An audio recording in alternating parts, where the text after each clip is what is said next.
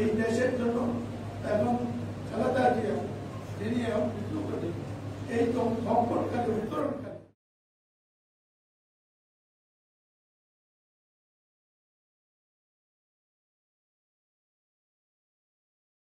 Shahid president Ziaur Rahman I আল্লাহ ওনার হাতের এখনো লাগানো নিম গাছ আই আল্লাহ হাতের ময়দানে হাজিরা ছায়া আজকে জীবন সংকটে আমরা প্রত্যেক মসজিদে আজকে দোয়া করছি। গত 7 দিন ধরে যতটুকু জাতি যে যেখান থেকে আমাদের দল মত নির্বিশেষে সবাই দোয়া করছে।